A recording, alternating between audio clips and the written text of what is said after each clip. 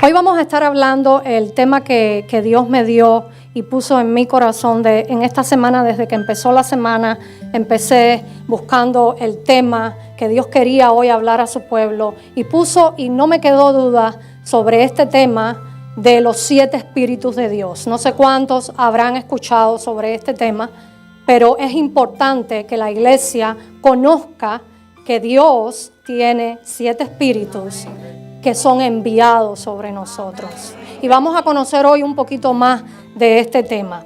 Este tema es hablado por 4 veces consecutivas, veo en el libro del Apocalipsis, que es el libro de la revelación, como otras personas lo llaman. Recuerden que este libro le fue dado al apóstol Juan, estando en la isla de Patmos. Él estaba desterrado allí, y Jesucristo mismo es quien le da en revelación, en visión, todo lo que iba a acontecer en los últimos tiempos.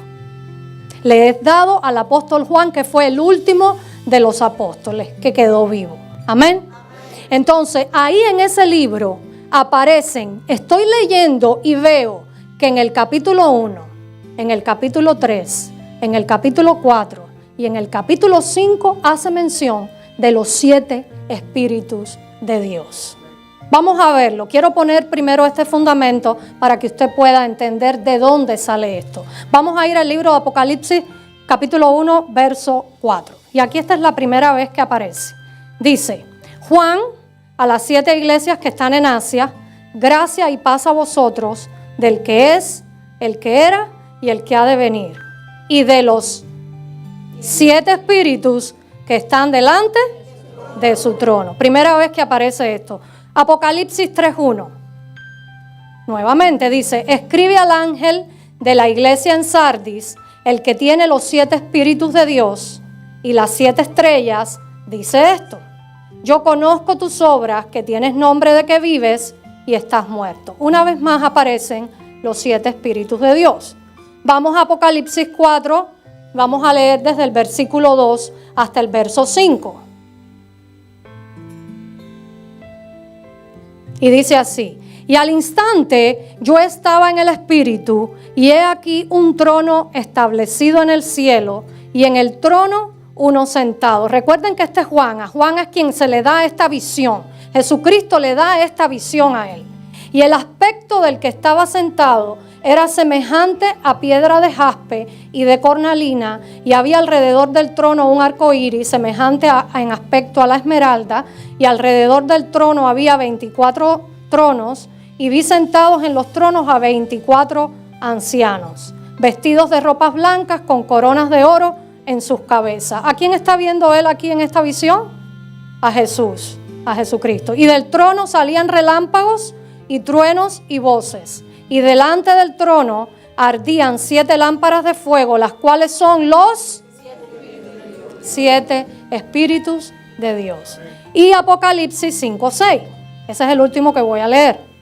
Dice: y miré y vi que en medio del trono y de los 4 seres vivientes y en medio de los ancianos estaba en pie un cordero como inmolado, que tenía 7 cuernos y 7 ojos, los cuales son los 7 espíritus de Dios. Y ahora viene algo extremadamente importante que tenemos que tener y saber.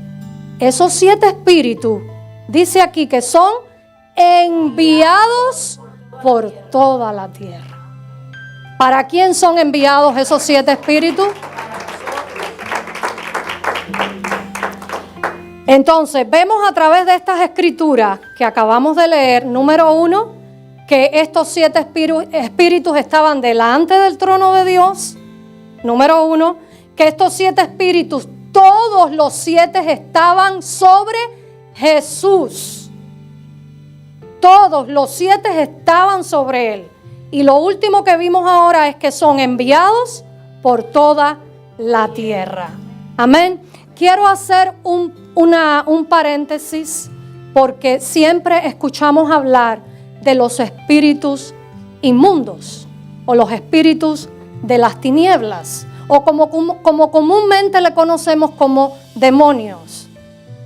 Pero usted tiene que saber que también existen espíritus de luz.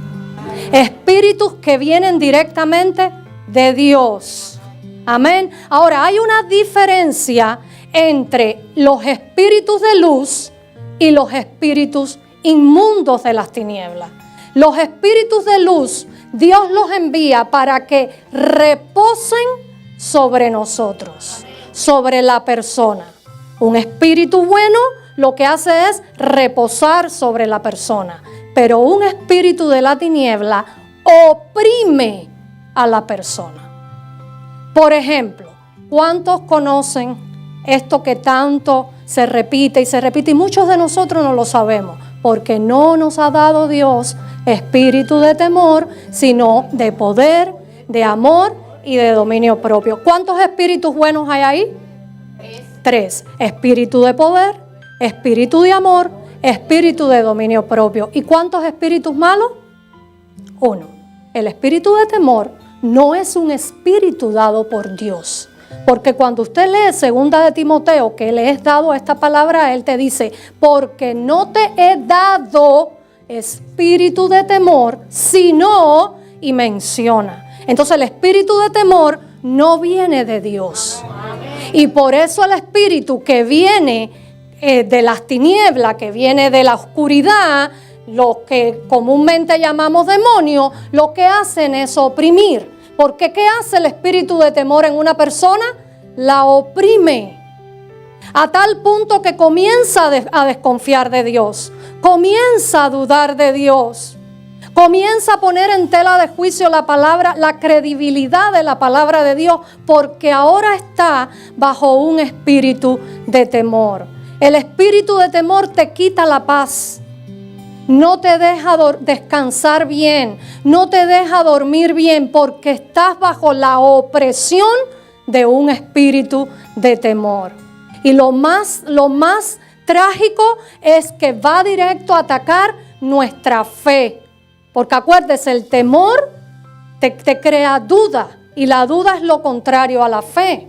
Te hace dudar del poder de Dios cuando estamos bajo esa opresión. Pero aquí esto es un ejemplo que le estoy poniendo porque lo que quiero es establecer la diferencia de lo que hace en nosotros un espíritu que viene directamente de Dios, que son buenos, que son de luz, porque de eso es de lo que vamos a hablar hoy, y la diferencia de cuando es un espíritu de las tinieblas.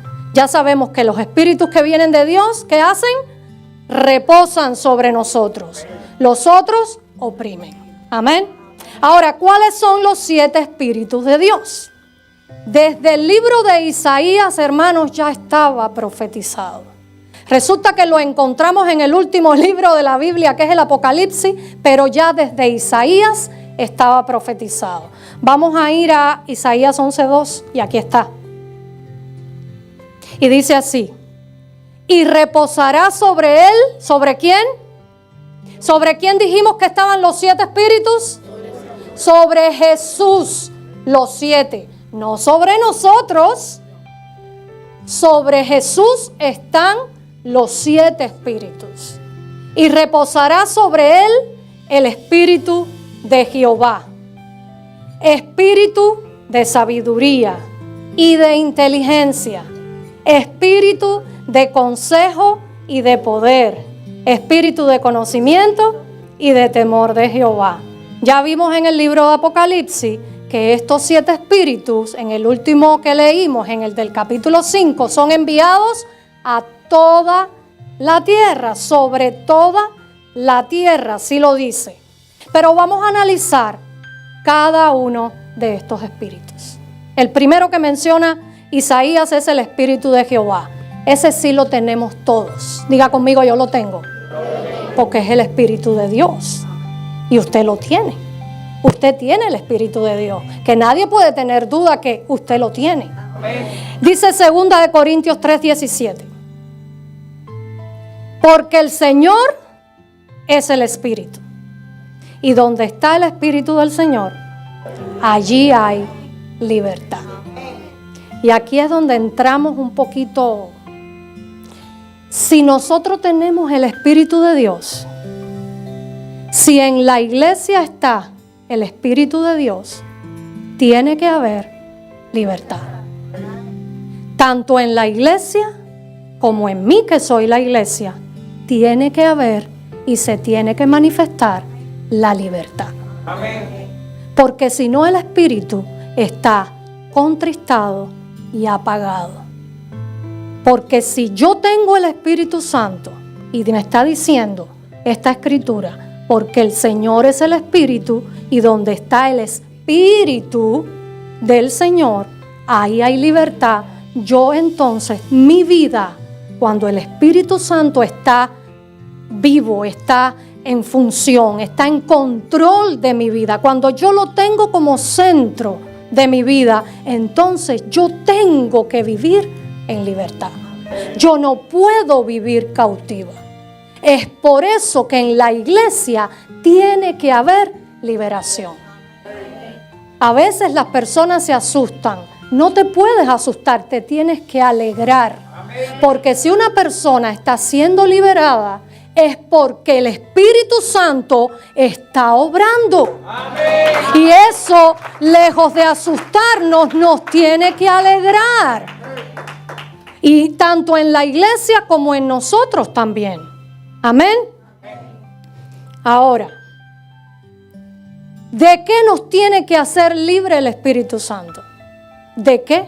¿De qué tiene que hacer libre a la iglesia? ¿De qué tiene que hacernos libre a nosotros? De todo. De todo. En nuestra mente, diga conmigo, en mi mente, en mi cuerpo y en mi alma. ¿Por qué en mi mente? Porque los pensamientos negativos con los que nosotros somos atacados nos oprimen la mente. ¿Cuántos creyentes hay batallando con pensamientos negativos? Pensamientos suicidas, pensamientos de derrota, pensamientos de fracaso, pensamientos de temor, tantos pensamientos de miedo que te llevan a caer muchas veces en estos ataques de ansiedad y de pánico, porque su mente es oprimida, amén, por estos espíritus. Entonces te está diciendo que el Espíritu Santo, si está activo, te va a hacer libre, libre, libre en la mente, libre en el cuerpo. ¿En el cuerpo de qué? De las enfermedades. ¿En el alma de qué? De las opresiones que se llevan en el alma. La raíz de amargura, el resentimiento, la falta de perdón, todas esas cosas que guardamos en nuestra alma. De eso nos tiene que hacer libre el Señor. Entonces, el Espíritu Santo de Dios, donde está el Espíritu Santo de Dios, hay libertad. ¿Estamos claros en eso? Vamos al segundo espíritu, espíritu de sabiduría. Dice Proverbios 1:7. El principio de la sabiduría es el temor de Jehová. Los insensatos desprecian la sabiduría y la enseñanza. Les voy a decir lo que es la sabiduría y lo que no es la sabiduría. Porque nosotros tendemos a unir y a relacionar la sabiduría con la inteligencia. Y la inteligencia es otro espíritu. Está el espíritu de sabiduría y el espíritu de inteligencia. No necesariamente una persona inteligente es sabia. Porque yo conozco personas muy inteligentes, con un coeficiente de inteligencia muy alto, con esta facilidad de que son rápidos. ¿Cómo es que se dice eso? Que cuando tú les haces una pregunta son rápidos, son ágiles, que son rápidos mentales, son personas inteligentes, pero no necesariamente son sabias. Porque quizás si tú analizas su vida personal, son un desastre. En su vida personal son un desastre. Entonces el inteligente no necesariamente es sabio. Y el sabio no necesariamente es inteligente. Porque hay personas que no llegan ni a un 9º grado escolar y son muy sabias. Muy sabias. Toman decisiones sabias, son personas sabias. O sea que la sabiduría no depende de lo que tú, de la inteligencia o el coeficiente de inteligencia que Dios te haya dado. Amén. Entonces, ¿qué cosa es la sabiduría? La sabiduría es, les dije que le iba a decir lo que es y lo que no es. Es la capacidad de juicio, de poder llegar a conclusiones correctas, Eso es la sabiduría. Ahora, ¿qué cosa es lo que no es? Tener mucho conocimiento. La sabiduría no es tener mucho conocimiento, porque el conocimiento se limita a acumularse. Amén. Y puede que tú lo utilices o no adecuadamente. El sabio tiene el conocimiento y lo usa adecuadamente. Por eso la sabiduría no es eso. No es tener mucho conocimiento. Amén. Ahora, ¿cuántos quieren sabiduría? Yo le pido a Dios este espíritu, yo lo quiero. Amén. Yo lo quiero, yo se lo pido. Y el libro de Santiago nos dice que el que tenga falta de ella, se la pida al Señor. Y Él la va a dar abundantemente. Yo no sé cuántos recuerdan, por ejemplo, cuando leemos Los Reyes, Salomón, todos conocemos a Salomón. En esa época de Salomón no existían los jueces. Los reyes eran los que emitían el juicio. Le llevaban el caso y ellos decían quién tenía la razón, ellos emitían el juicio. Esta vez le traen a Salomón 2 mujeres que dice la Biblia que eran 2 rameras, pero que las 2 estaban embarazadas al mismo tiempo. Y una de ellas pare. Y la otra a las 3 semanas da a luz su hijo, pero ellas vivían juntas.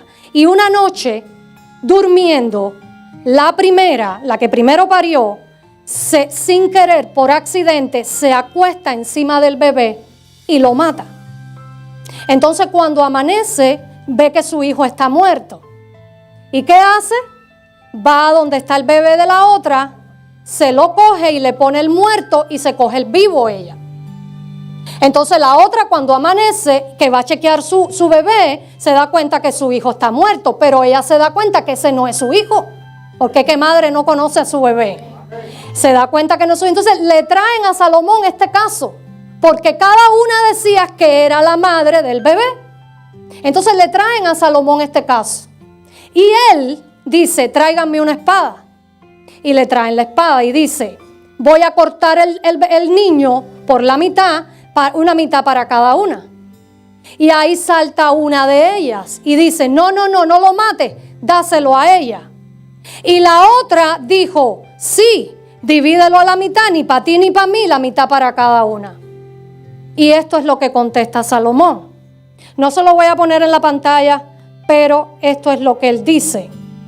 Primera de Reyes 3, del 27 al 28, para los que están tomando notas, dice, entonces el rey respondió y dijo, dad a aquella el hijo vivo y no lo matéis, ella es su madre. La que reacciona primero y dice, no lo mate, era la madre. Y todo Israel oyó aquel juicio que había dado el rey y temieron al rey, porque vieron que había en él sabiduría de Dios para juzgar. Amén. Entonces necesitamos ese espíritu. Lo necesitamos, todos lo necesitamos. Número 3, espíritu de inteligencia. Ahora sí vamos a hablar de la inteligencia. La inteligencia es la capacidad mental de comprender y de razonar. Eso es lo que es inteligencia. Pero ¿para qué nosotros necesitamos el espíritu de inteligencia? Porque con la inteligencia, este espíritu, con el espíritu de inteligencia, el Espíritu Santo nos abre un diapasón para comprender la palabra de Dios cuando la leemos. Porque dice que es la capacidad mental de comprender y razonar. Entonces, si usted quiere comprender y razonar, pídale a Dios la palabra de Dios, que mucha gente dice, no la entiendo. Pídale a Dios espíritu de inteligencia, porque el Espíritu Santo lo va a usar para abrirte tu mente y que puedas entender la palabra de Dios. Dice el Salmo 119, verso 104. De tus mandamientos he adquirido inteligencia. Por tanto, he aborrecido todo camino de mentira. Esto es uno de los beneficios que tiene este espíritu. Cuando tenemos el espíritu de inteligencia, podemos diferenciar lo que es la verdad del error, la verdad de la mentira. Por eso necesitamos este espíritu. Ahora, el apóstol Pablo decía que el espíritu de inteligencia le ayudaba a saber que todo no le conviene. ¿Cómo sabemos que todo no me conviene? Por la capacidad de razonar, por lo que hablamos que era el espíritu de inteligencia, la capacidad de razonar y de pensar. Amén. Él decía, no todo, y nosotros tenemos que saber que todo lo que viene a nuestra vida no nos conviene.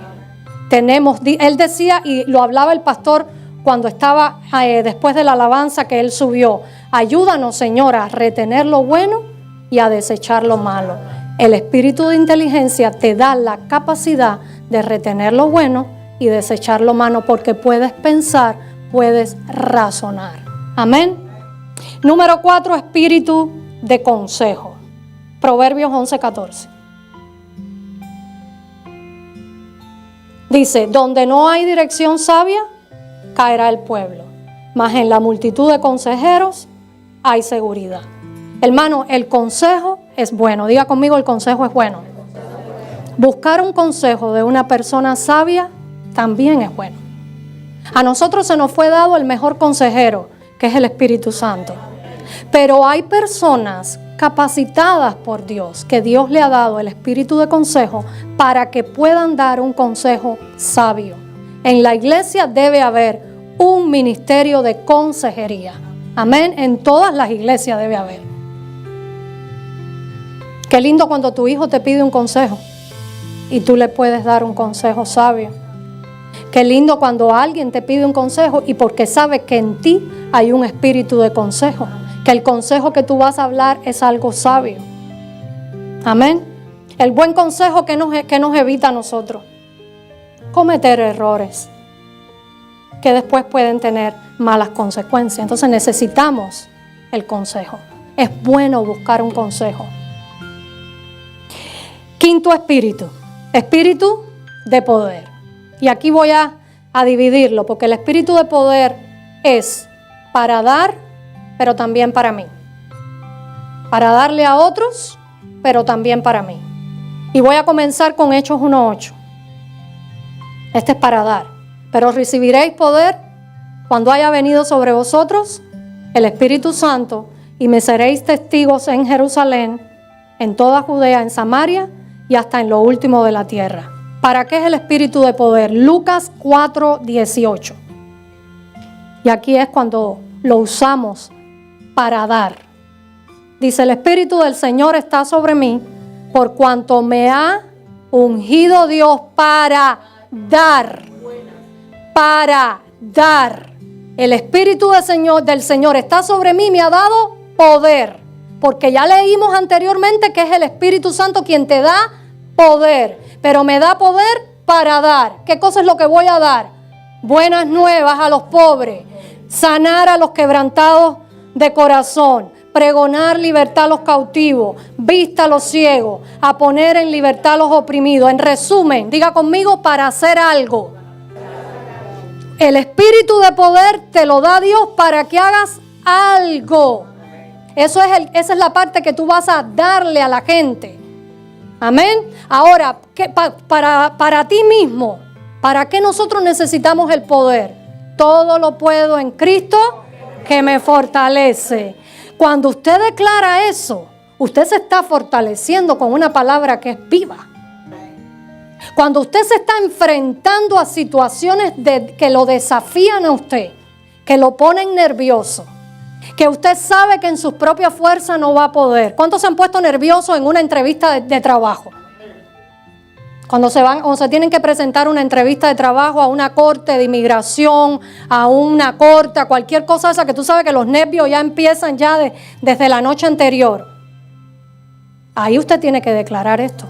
Porque no me ha dado Dios, disculpe, todo lo puedo en Cristo que me fortalece.